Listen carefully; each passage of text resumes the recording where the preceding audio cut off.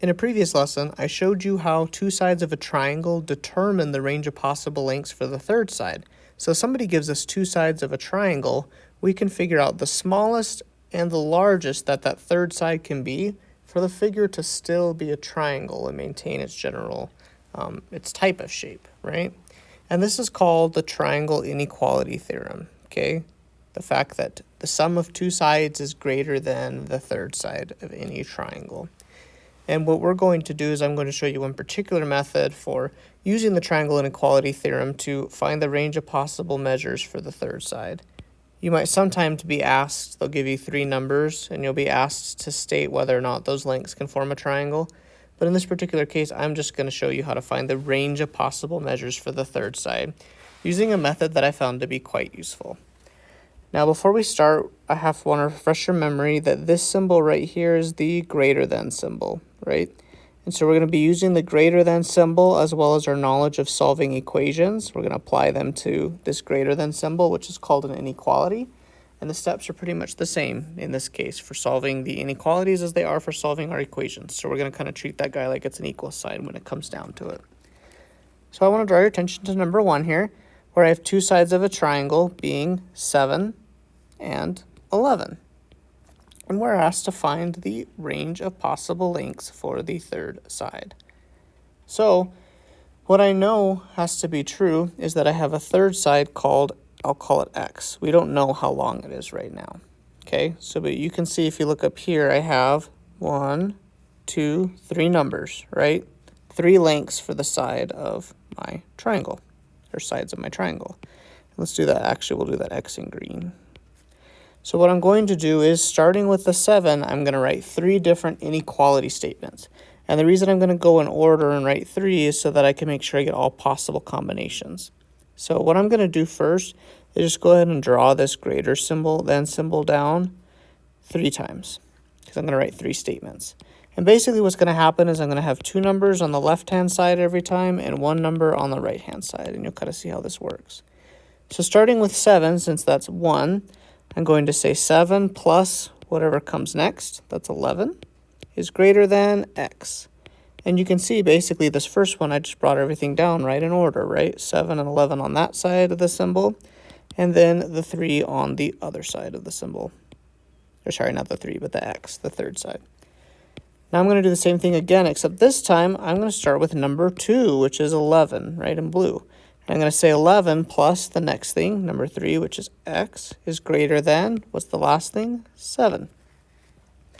And lastly, this time I'm going to start with x. This is the hardest one to see. So it's the third one, and then I'm going to have to go back to the first one, right, which is 7 plus 7 is greater than, the last thing left, 11. And now with the way I've written this methodically, I've actually covered all possible combinations. So the next thing to do is simply to solve for x.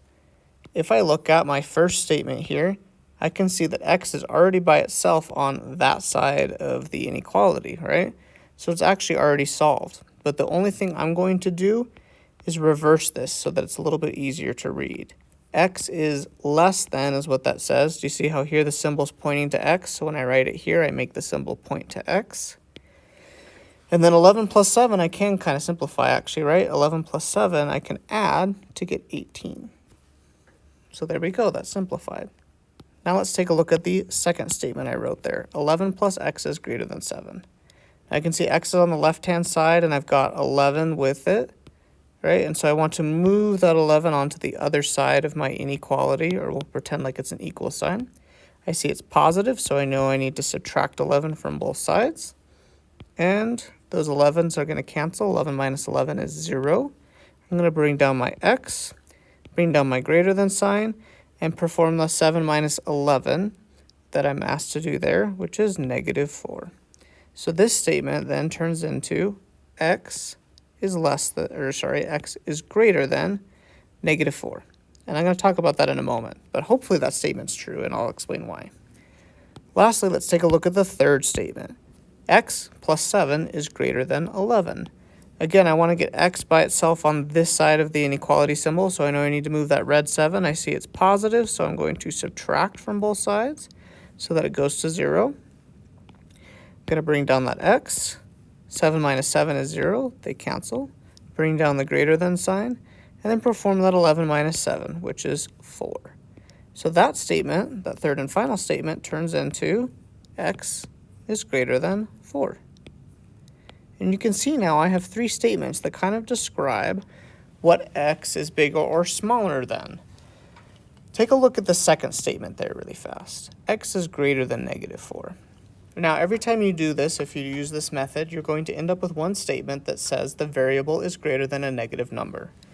Now, you might know from real life and trying to measure lengths in real life that you never end up with a negative length for something. So it's of course true that the third side has to be bigger than a negative number, right? Because as far as measurements in the real world, negative numbers don't exist. So I can actually ignore whatever statement has the negative number in it. Instead, I'm just going to take a look at statement 1 and statement 2. These are going to prove to be incredibly useful. Now, what I'm going to do is say which number is smaller, which number is bigger. Well, 4 is smaller, so I'm going to put that number first, and 18 is bigger, so I'm going to put that number last. You could stop here and say, I know the third side has to be between 4 and 18, but it'd be really nice to use this sort of symbology here. That's a less than or equal to and less than or equal to sign. So this says 4 is less than x, which is or equal to x, which is less than or equal to 18.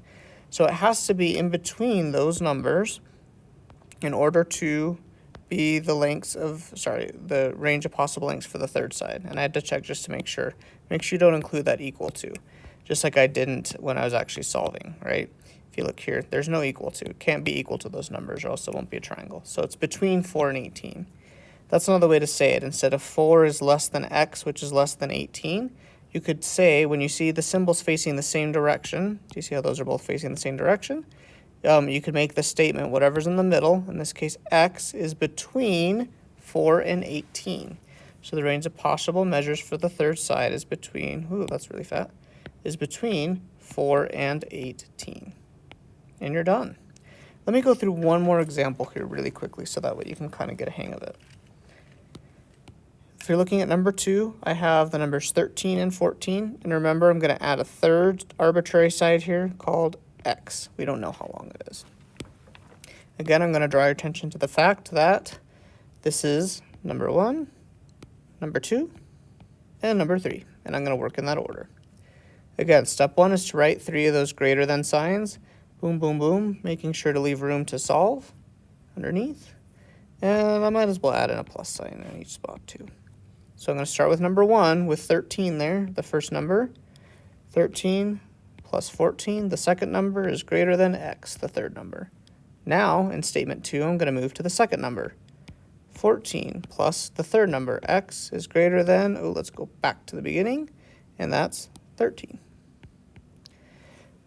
Lastly, start with the last number, x, plus the next number. If I go back to the beginning, I'm at 13 again, is greater than, what's the last number left?